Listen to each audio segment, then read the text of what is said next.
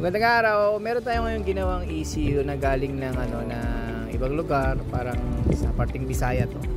So, nagpagawa sa atin ng ECU. Ang error niya is P0035 or Col 12 na tinatawag.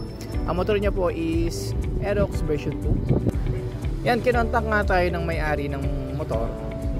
Kaysa daw bumili siya ng bago, papagawa niya na lang daw yung ECU niya. Yung unang katanungan ng may-ari, sabi niya kung tatagal ba daw yung repair.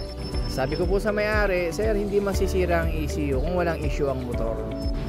Pag i-repair namin yan, sir, make it sure na yung motor nyo is in good condition. Mostly kasi ng mga nasisirang ECU, nagkakaroon ng problem sa wiring. Yung mali yung pagkakalagay ng busina or ng mini driving light, doon ngayon nagkakaproblema dahil yung harness o yung wiring ng ECU nyo or ng motor nyo is direkta mismo sa computer box.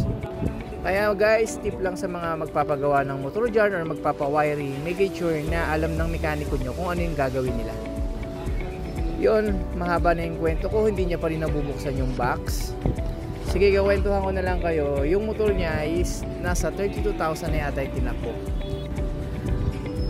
Hindi niya lang alam kung bakit pumutok yung ECU niya. Bigla na lang down na wala ng power, walang redondo. Yun, sa wakas natanggal niya na rin sa box. Meron pa palang plastic sa loob. Sinicure talaga yan ng LBC. Sinasabi namin sa LBC na i-double check or doblehin ng plastic or ng lalagyan yung ECU para safe na makakarating dyan sa paroroonan kung saan ang galing yung ECU. Sa mga gusto magpapagawa dyan or magpa-repair ng ECU, kontakin nyo lang po sa Facebook, JP Motors PH po.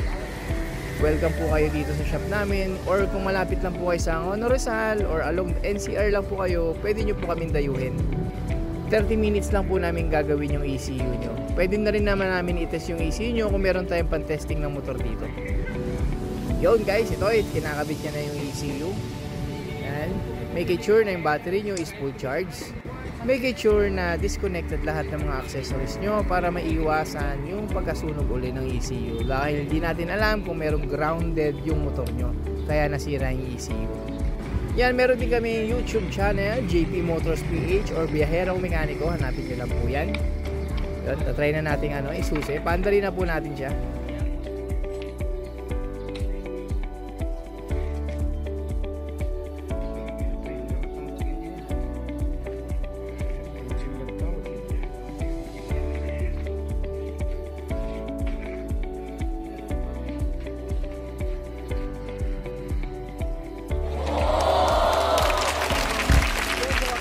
Ngayon yung motor niya, medyo natagalan din yung pagkaayos ng motor niya dahil naghanap pa siya ng gagawa ng ECU or pinag-isipan niya pa kung bibili na lang siya ng bago or ipapagawa niya yung kaya medyo natagalan yung paggawa ng motor niya.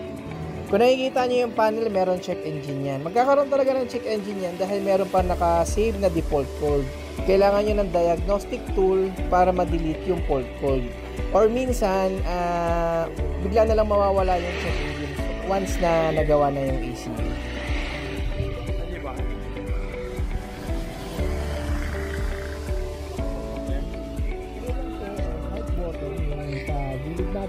Or i-like nyo ang aming Facebook page sa JP Motors PH or sa YouTube, JP Motors PH or Biyaherong Mekaniko. Sa mga gusto pong magpagawa, PM nyo lang po kami sa page. Pwede po kaming magbigay ng discount sa mga subscriber namin or followers. Maraming salamat po. God bless you all. Pagpalain po kayo. Back to you guys.